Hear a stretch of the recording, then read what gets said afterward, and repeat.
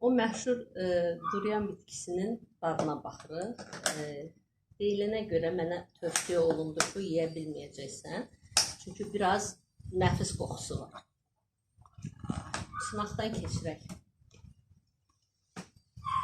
Həqiqətən də elədir. Amma dadı deyirlər yaxşıdır.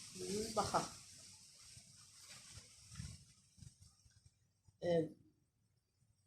Bu həmin o bitkinin içərisində olan meyvəsidir. İçində çəyirdəyi çox böyükdür. Yeyilən yeri biraz azdır. Kremə bənzəyir. Şimdi dadına baxaq görək.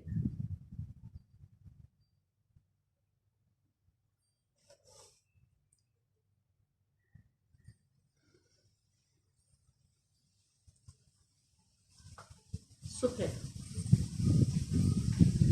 Amma zövqə bağlı bir şeydir. Dadı superdir.